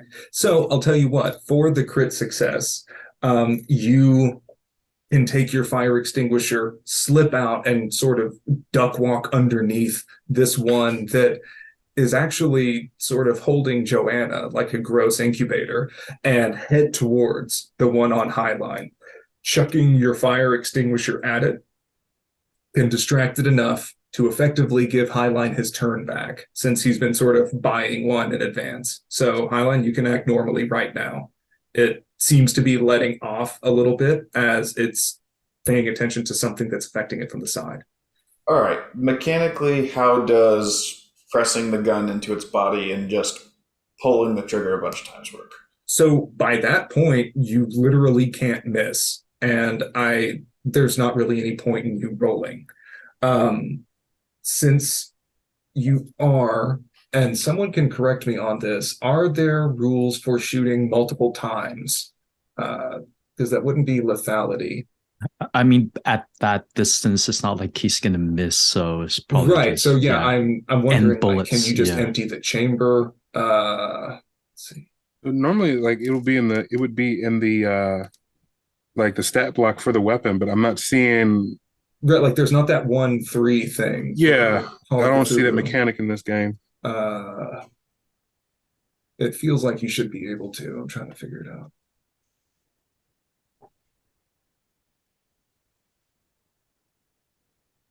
Let's say you can. How many rounds do you want to squeeze off? It's a 6-shooter, so it's maximum 6. I'm probably panicking, so I'm probably just going just as many times as I can, unless it stops after 3 or something. So let's go ahead and do a 3-round, just because I'm falling back on Call of Cthulhu knowledge because I can't find this on the button right now. You literally can't miss by holding it up. So I want you to roll 3 d10s for damage. Okay. Well, so this gun was on my character sheet, and it's the 357 says a d12. So should I just use that? Okay. If that's what it says, then that's what it says. 3, 10, 10, 23. Okay. So holding this underneath the thing, your first round, and you can feel it whenever you're still like holding your arm up above it, it seems to glitch out of reality for just a second. You feel your gun go off. You can smell the smoke, and the creature is not there, and then it is again. Just in time for you to squeeze off 2 more rounds. As you do, you can see these wet pieces of meat and what might be bone come erupting out of the top of this creature as it lets out a horrid shriek and slumps down behind you, or slumps down to the ground in front of you. The other 2 creatures' heads begin pulsating, rapidly changing colors. All right, then I guess I will. I'm just preparing myself to take on the next assailant. Okay. As you whip around to look at the others, the one in front of Christina, her body is on the ground, slumped. Oh, and Throttle, of course, you hear gunshots coming from the top of this mountain. Christina is slumped in front of this one. Its head is pulsing. You see one of its arms reach inside of itself through several plates and pull out what looks like a obsidian black.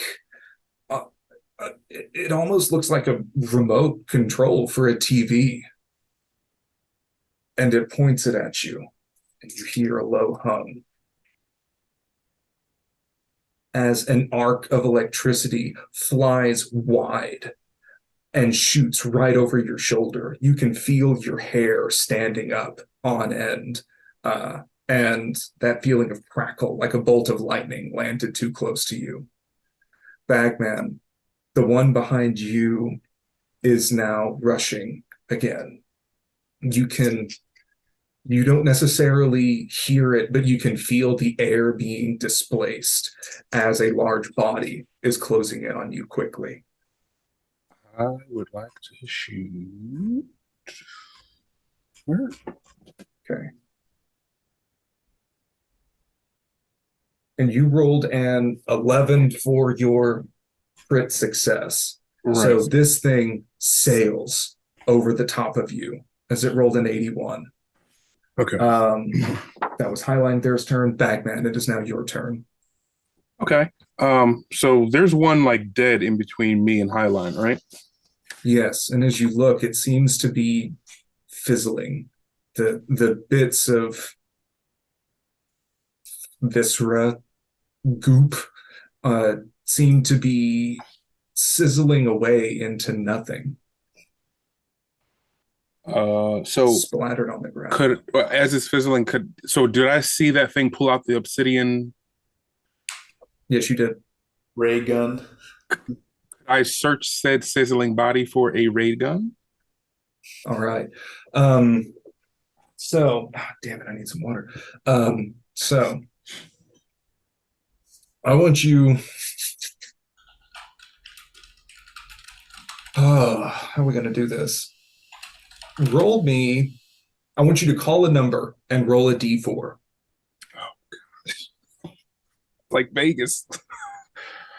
As you plunge your hand inside of this thing, you can feel not only these bony, sort of bristly, hard sections inside of it, but sort of fishing around inside. You feel lots of pieces of metal or stone or something. Some are larger than others. And so let's see what you pull up. Okay. I'm gonna call 2. Okay.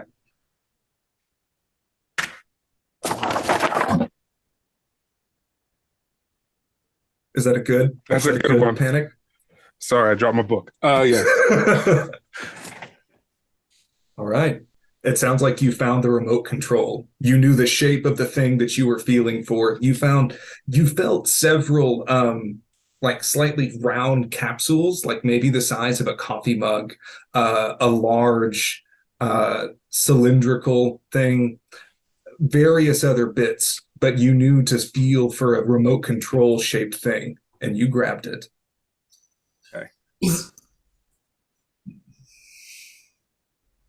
All right. Highline, it is now your turn again. All right. Is there one near me? There is one that is aiming the ray gun at you, and then one that just sailed over Bagman's head and is in the air above you. How close is the one that's leveling the ray gun at me? Let's say 10 meters or so. Okay. 5-10 meters. Enough that you could close the distance if you wanted to, like, shake its hand. All right. Acknowledge it as a supreme being. I'm going to close the distance as much as I can just so I have a better chance of hitting it, and then just continue to fire at it. Okay. So moving forward, you can get into essentially point blank range. If I remember right, you shot 4 times now. You emptied 3 shots into one, and you missed with your first shot. No, that was with your rifle, not with your pistol. So you have 3 left. Okay. So you're at point blank range, which would be another plus 20% for firearm shots. If you wanted to do multiple rounds again, I would say that would be minus 20. So then you would just be rolling flat if you wanted to shoot multiple times. I'm falling back on penalty dice rules, and I'm sorry if I'm getting these rules wrong.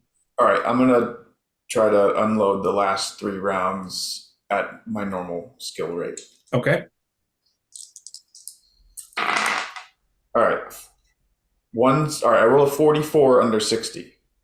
So that was the first shot. Okay. And then, That's a crit, isn't it? That's a crit. So that would be double damage. Let's deal with that first. All right. Okay. So roll your d12 and then double it. All right. So I rolled an 8. So that's 16 on the first shot.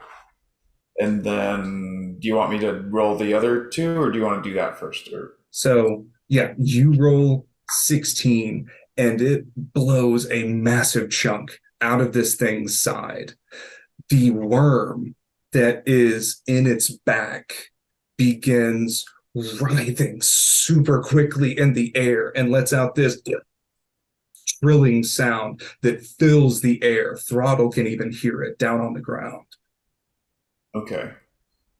If it's still up, I'm going to continue to shoot it. It's still up. Okay, so yeah, you'll need to shoot it one more time. All right. Well, I have 2 more shots. Yeah. That's a miss. Okay. The third shot. is also a miss. Darn it. And all right. It is very angry at you.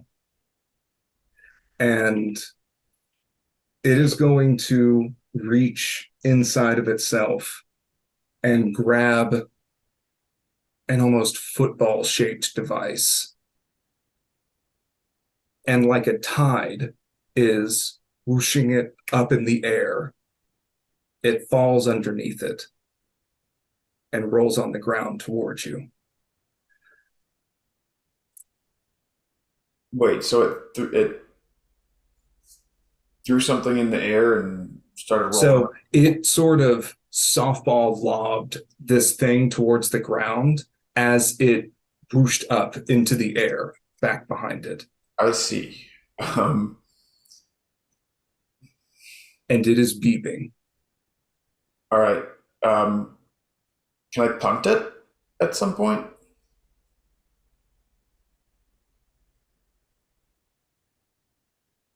I need to do some reading really quick. Roll Because, for of course, punt. this is the one thing that they don't have details for. I'm personally proud that we've gotten this far in this fight. And blah, blah, blah. All right. So it succeeded in dropping it. You can attempt to punt it. And I will also, so that was your turn. So that was its turn. I will give you one turn if you want to try and punt it. I will tell you, I'm also going to ask for a luck roll that you don't accidentally kickstart its heart. All right. Bagman, or so that was its turn. The one above Bagman is going to attempt to shoot as another lightning bolt lands between the two of you from up in the air. Bagman, it is your turn. There is a thing on the ground. I'm going to shoot at the one that just shot at me from above. Okay, you can roll me firearms. Okay.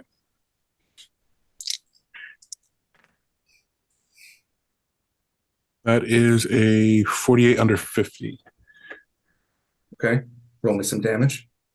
I don't. What damage is this? D10, let's say. Okay. Oh, okay. Keep it simple. That is 8 damage. Okay. So how many shots do I have? If you want to take 3, I will start adding 20% on top of that.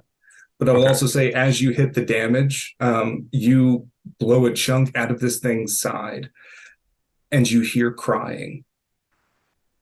Oh. Come on.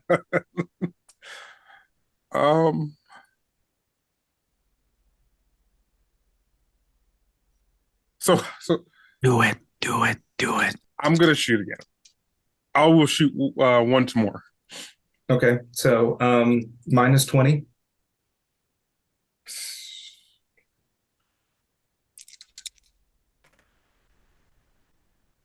Ooh, that's gonna miss.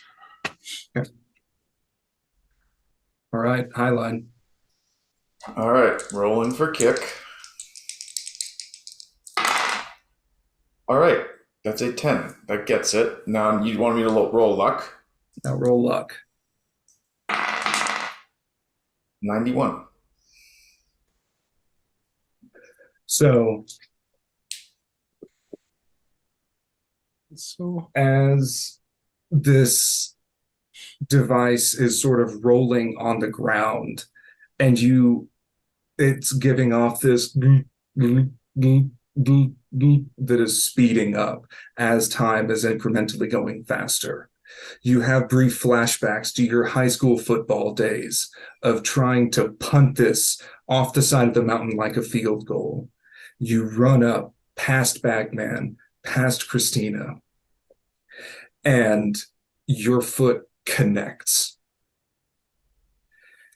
As all of the air in your body and around you gets temporarily pushed away and then crippling back inside.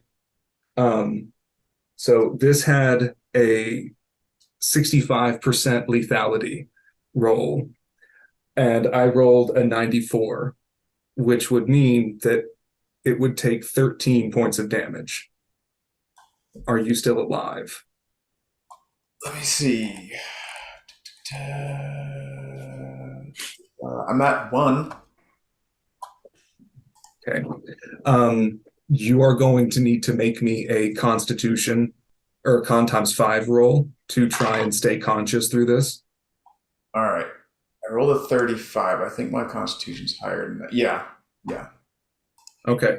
So as you connect, you feel all the bones in your body crunch as you are brought back down into the earth like a crumpled rag doll. And somehow you are still awake. Bagman, help! Actually, I'm going to give a luck roll to see if... Okay. Fortunately, Christina and Bagman were outside of the radius of this. It seemed like it was maybe a 2-meter radius, so... Good, because that would have killed me outright. All right. Ow! And so that was Highline's turn. Let's do... Well, actually... And so, Bagman, you look up, and you don't see or hear anything. I roll. If I don't see it above me, I'm assuming it did the ninja trick, and I'm going to roll. Okay. You roll on the ground. Your teammate is screaming and moaning, wheezing. Not that I don't care, but it doesn't help if I'm dead. No offense, Highline. What are you going to do? Nothing happens. I just want to roll so I don't get like stuck from behind. That's my fear. Like, because I saw it do that. Like it came, the first one came towards me and then jumped and it was like right in front of me. So I want to move immediately once I realize it's not where I thought it was. Okay. And Tom, we need to end at 11, correct? Yeah, I believe. Yeah. Okay. We're going to try to. So, all right. So we can cut this part. Nothing We're at happens. we're at 1 hour and 47 minutes. So you still got. Well, if I want to do a wrap up, then you look up at an empty, uncaring sky. As you watch, waiting for some sign of movement, Highline wailing on the ground beside you. Christina stirs slightly.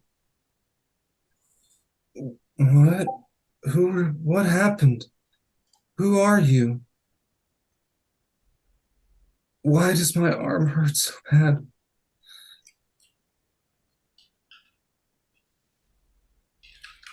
Are they okay? I will crawl over the Highline, but like as I'm crawling, I'm looking around. Are they still here? Are they? They don't make any sounds when they're flying. Okay. Do I visually see them? You stare up, frantically scanning all of the stars in the sky and the Milky Way. You don't see any of them blinking. Okay. I don't care about Christina. I'm going towards Highline. Help me, buddy. And now you get to decide how you're going to get him down. I don't want to die on this fucking rock. The only thing I can think of is well, there's two ways. I can put him on my back alien style, or call. Well, I don't want to call for a helicopter because we'll get arrested. We got to get out of here. Okay, Highline, buddy. I'm gonna need to strap you on my back. Is he bleeding? Like, Out of every orifice that you can see, and probably a couple that you can't. ill. Um, uh, can I help with that? You want to try and give him a first aid? It's better than just watching him bleed out. Be careful. I don't have.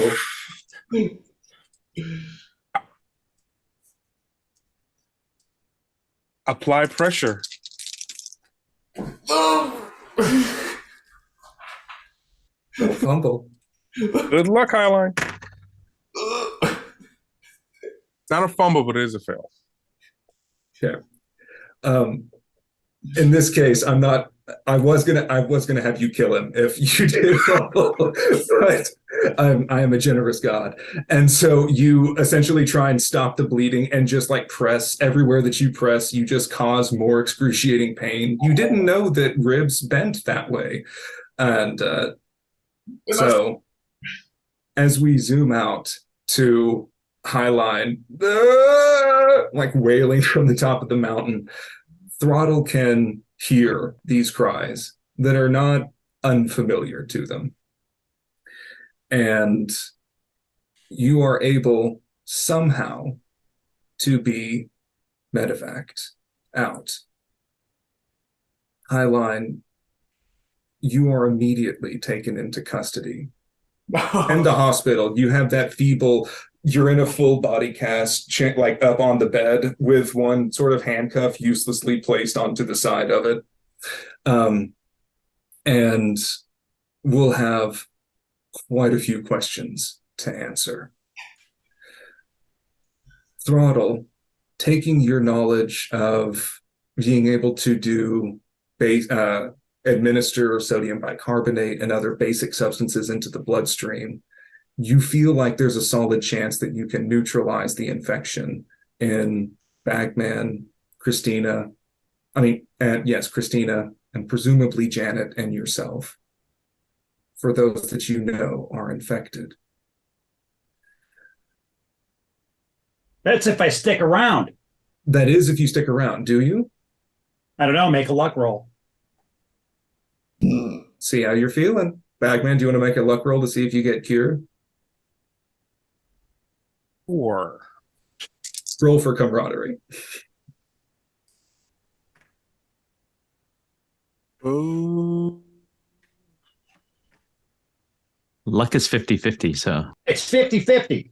oh, okay, then it's a pass. There you go. She either helps or at least gives some like relatively thorough directions. Or a beer. That works too. Right. More of a whiskey, I think, at this point. Hopefully within the next 5 days, the environmentalists figure out what the hell's going on and tell everybody to take bicarb. Okay. I'm getting there.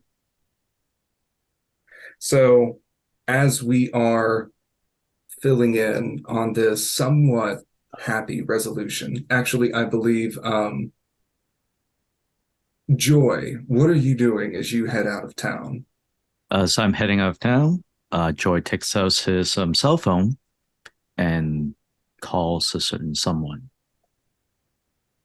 Hello, Agent Bagman. Hello, Joy? I see you're doing well. Yeah. Where are you? I don't think that's important for now. You've gone through a lot. I have. But like, what happened to you? Are you okay? I don't think that's relevant at this point. So what is relevant? My offer, my kindness, still stands. Think about what's happened to you. What do you think the program will do to someone who has all that potential for experimentation in them? My kindness still stands. Let me know, and that might be the kindest thing anyone can ever do to you at this point. Just let me know. Are are you threatening to kill me, man? I'm offering to give you a gift while you still can. Once the program has you, you might really, really wish for it. You have a family, yeah? Okay, I'm a little freaked out, at least according to the roles. Have a good day, Mr. Bagman or Agent Bagman. Let me know if I need to be in touch. Yep. So at that point, I don't know where I am at this point, but wherever I am, if I have my service pistol, I'm gonna make sure that's loaded. So let's say you'll be needed to be hooked to an IV for several days to have a chance of getting this infection out of you. So yeah, sitting in a hospital chair with an IV in you, you can grab your service pistol and then cock it.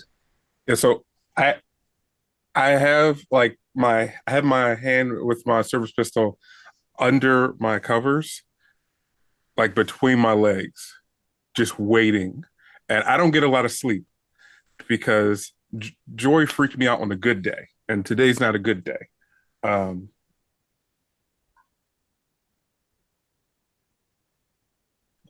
yeah, It's all because he sent you that emoji. All right. And so the EPA got the message that was left and tested the water and sent it out to the CDC to be aware of a potential contaminant. There are numerous extremophiles that are in the water supply itself. They tested, they're not exactly the human experimentation type, but they do cordon the area off. The Berkeley pit ceases to be a tourist attraction, but the pumps continue running. And Kios, you keep thinking about something that Highline said, that the water level seems to rise every year. And as a final scene, the screen is going to fade to black, and then in white text say, 12 hours earlier, an ambulance comes rushing in to the St. Peter's Hospital, carrying a bleeding and semi-conscious Sergeant Hayes.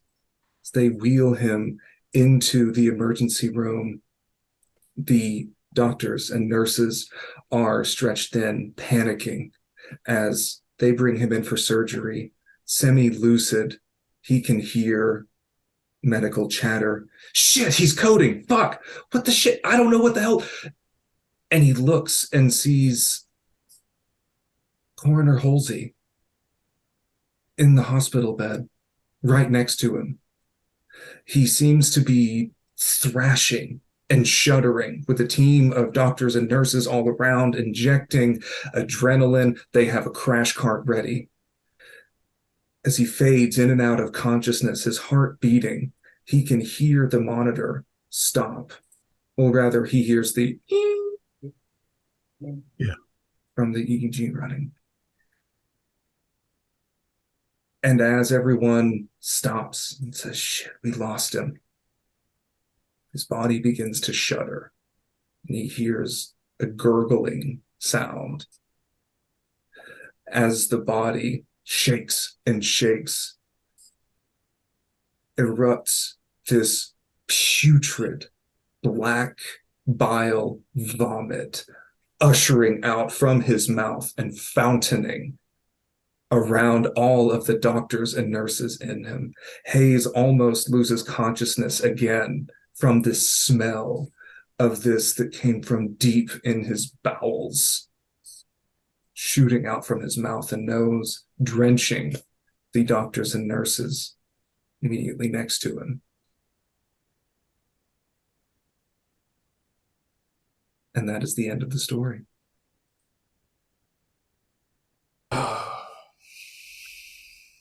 We knew we missed one. We knew we missed one. You need to get a gigantic tanker full of bicarbonate of soda and dump it in the pit. I'm gonna buy Hammer, or it's Hammer, right? Like, what's the name of the company Arm that and makes Hammer? it? I'm gonna buy their stock. So, what was happening? It all started with something called Project Dancer, a sample of rapidly decomposing alien tissue from somewhere in a classified location in the central United States was brought in to Majestic 12 to try and stabilize and experiment. They tried numerous types of environments and settings to try and they managed to keep the substance from decomposing further. It seemed to constantly melt away without actually creating or losing any energy. It just kept disappearing, potentially to another dimension. As M12 was broken down and disbanded, the sample sort of drifted between different locations, ending up at Benthic, a pharmaceutical research company that is very, very, very far down the food chain. They continued experimenting, trying to stabilize this substance, and ended up finding that it seemed to be more stable within high metal acidic environments. Searching for a potential food source or supply for it that would keep it from degrading further, they put a sample in an extremely illegal move in the Berkeley pit with the assistance of the manager, Mr. Priez, who, for a very large sum of money, managed to look the other way. They were Doctors Gent and McCaslin were very surprised to find that the sample took off extremely well in the pit. And while they placed it some 30 meters down under the water in a specific part of the wall, it began to actually grow for the first time. It required underwater hazmat suits in order to place and handle the substance and the pit water. And in one accident, sometime in February, both McCaslin and Gent had a rip in their suit and became infected with the substance. Dr. Linda Peters, or Peterson, I forget, treated them, but was surprised to find that after their health initially deteriorated, they began improving. And not only that, any abnormalities in their blood appeared to be cleansed as well. Their blood was perfect. It was free of any impurities, infections, or contagious agents. And Benthic began a search to cultivate this flora as a way to cure all disease. They believed that they found a way to try and cure disease, prolong life, like the secret that we had been looking for, that we've been unable to procure on Earth, was in this. As their minds continued deteriorating or ascending, dealer's choice, McCaslin began to find himself having visions of otherworldly beings that tried to whisper to him truths that he couldn't quite hear. And he began seeing locations, seeing things. And if Joy would have gone into his apartment, began drawing out rough sketches of Devil's Tower, mentioning the tape, mentioning Under the Water, mentioning Kyle Lai, mentioning Patrick Kelly and Claude Sanson and Fred Jacobs. And peering through these chaotic glimpses into the future, infected Fred Jacobs to lure you all here in order to open the green box and find the tape that he could only ever see under the ground. He knew it was underground, but not where or how to get to it, and needed you to find it. So that he could learn the song. So that he could learn the song to try and meet these beings So it's that all allow Kios's him to fault. ascend. All Kios's fault. Now, benthic is extremely tricky to get into as and so something that y'all were very confused about for a good while, and it was very fun to watch. Benthic has been in Helena for quite a long while as just a pharmaceutical company, several decades. They have had a standing arrangement with whoever is the sheriff in exchange for some donations. If anything happens in town, they will notify Benthic's head of security and just keep them in the loop. The Sheriff Potter was a dick, but he wasn't really that corrupt and wasn't in part of some conspiracy. He was just a lackey who was there to notify the head of security for Benthic. Once he did, the word spread up the chain very quickly, and they began immediately clearing house. From that point on, you have something like between 24 and 72 hours if you want to find any information still in the place. They clear out all the hard drives, all the paper copies, and shred them. They're not connected to the internet itself, but one of the vehicles that was leaving earlier was containing a lot of hard drives that were set to depart on an airplane for somewhere in California. If you did get inside and go down the elevator, they had underwater hazmat suits, various notes from Dr. Gent and McCaslin, and a few of the samples that were still remaining in isolation. So what happened to Gent? Gent is somewhere. Okay. Gent felt that McCaslin's efforts were low stakes, a little misguided.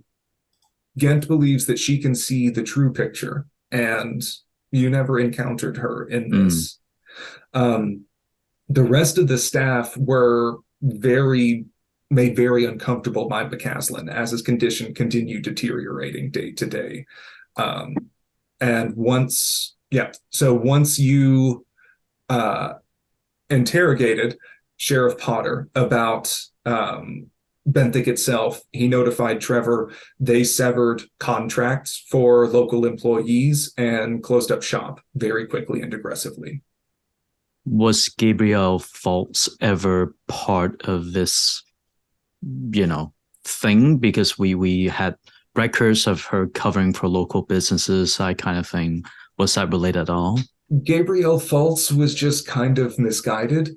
She believed Montana's best interests in mind and had repeatedly covered for corporate interests, working for the EPA to say, no, this is okay, this is all good, enabling corporations to continue exploiting the environment and skirting what should have been some legal issues. So she was never officially on March or Benthic's payroll at all. She was not. Would that also mean that when she got my note, she just crumpled it up and threw it away? So I know, assumed that Jenna Gaylor got your note. Jenna Gaylor is an honest worker. She's a bit disillusioned, disenfranchised, but so she got your note and sent it up the chain. Okay. But it's not like they have people drinking the water, so they did not have too much of a reason to go into the pit and investigate. But that culture is still there in the Berkeley pit, still growing. I wanted to have the final ending with Halsey, who was in the hospital since you arrived on the scene, and you were so close to going in there several times. Yeah, I think we failed like one luck roll or something when we were getting I tried to give a lot of hints to stop by the hospital, or at least I felt that I did. And but yes, so Halsey was there. Okay. And he whenever a subject that is infected dies, the flora will attempt to escape and contaminate anything around it, coming up from inside all the organs and spewing out. If you would have killed Christina, she would have exploded on you. the creatures at the end were me go. I tried to keep the descriptions a little different so that we wouldn't just say, oh yeah, they have crab-like things, they have buzzy voices. They were trying to bite you to inject an enzyme that prevents new memories from being created for the next 12 hours. And they were going to turn you into drooling idiots while they left. But like all simple-minded humans, you chose violence. And we succeeded. And you succeeded in that violence. After one of their own died and the other was very, very nearly killed, they dropped a gravity bomb and said, fuck this, and left with their brain and new child in tow. So they weren't trying to kill us. They were basically trying to give us what is that? They were trying to Men in Black do the little look at this light here. But of course, with their mouse. They're aliens and don't communicate very good. So they were just going to do it.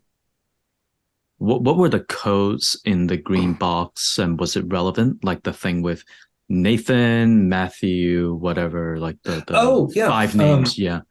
So this. Yeah. I know you're not going to answer, but I might even ask what's in the milk can that should never be opened. But yeah. I was really hoping one of y'all would open it because it's super cool. So the big chunk of sandstone that had the Ij, Athan, Thew.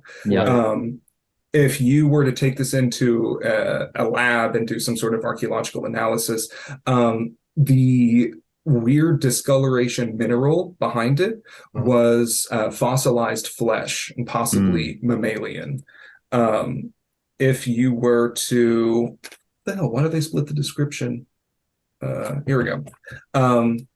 If you were to put the letters that were present into a military database, because every dog tag is recorded, this would have been belonging to Jonathan Matthew Woodridge, serial number 332-1542, and was one of several sailors who, on record, died in a boiler explosion during a fitting out of the USS Eldridge on October 28th, 1943.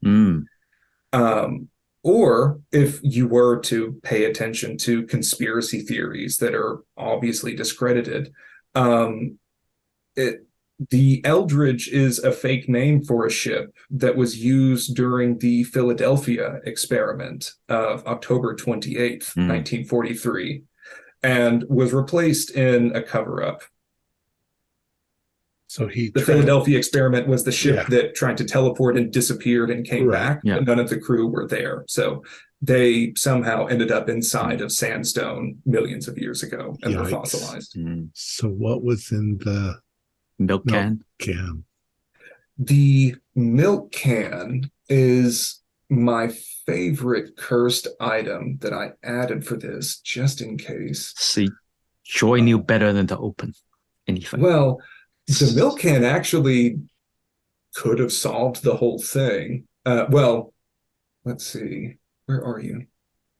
It is from the ArcInt list of magic fuckery objects.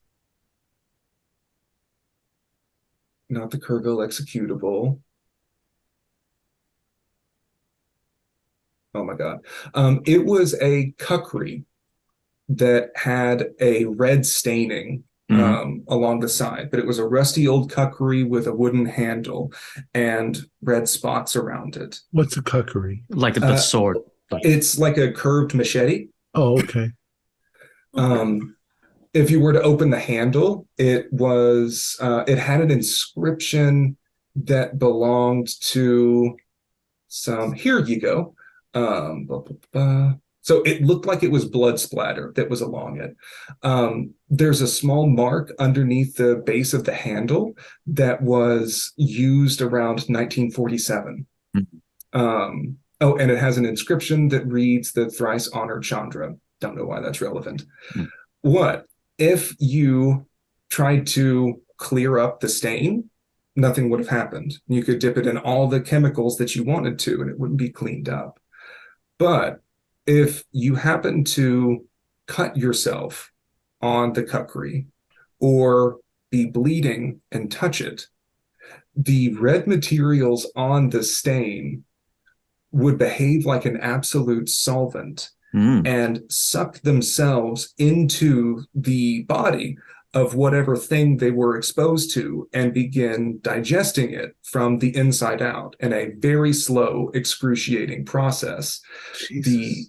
Quoting them, this Like consumption appears one at a absolute time? and indiscriminate. One at a time, or So it would can I basically cut be like the multiple size people? of a golf ball that would Right. slowly digest all parts of you into nothing. Right, but And so while that's happening and I cut someone else, would it go there or it's finish its inside job you. first? So your only hope would be to amputate your arm Okay. before it moves further up, and you Right. would watch your entire arm shrivel away.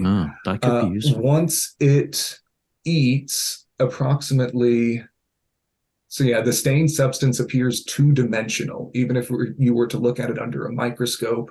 Once it eats a solid amount of HP, the stain itself will grow in size to be about the size of like a deflated basketball and begin crawling across the ground, heading towards a certain location. But if you were to, say, hypothetically stab the flora that was inside of the lake, it would indiscriminately eat all of the megobacteria that was growing inside of there. But more likely you're going to cut yourself. Yeah, we'll look for the bacteria in other people or just within that body of water? So it would mostly just eat within that body of water. And in all likelihood, it would either sit at the bottom of the lake until it could consume more biological material, or it would be satisfied and begin crawling away. Okay. Let's go ahead and finish up before we continue. Yeah. Sure. Our players included Matt Ryan, Dan DePolis, Billy Chung, Joseph Clay, and myself with Lex Hurley as the handler. We have a Discord server where you can chat with other members. You can set up private games. You can learn the finer arts of gameplay and game mastering. We provide audio-only versions of our shows free for you to download from Podbean or iTunes. If you'd like to help support our show, please visit our Patreon account. Just $1 or $2 a month helps us a lot. Like, share, and subscribe to our channel, and punch the bell icon for updates on our latest shows, and leave us some comments. We enjoy reading them and answering any questions you might have. This is Tom Rayleigh, together with all the members of our gaming club, inviting you to journey with us once again into the darkness for another adventure to the universe of H.P. Lovecraft and the Delta Green role-playing game. Until next time, good luck and good gaming.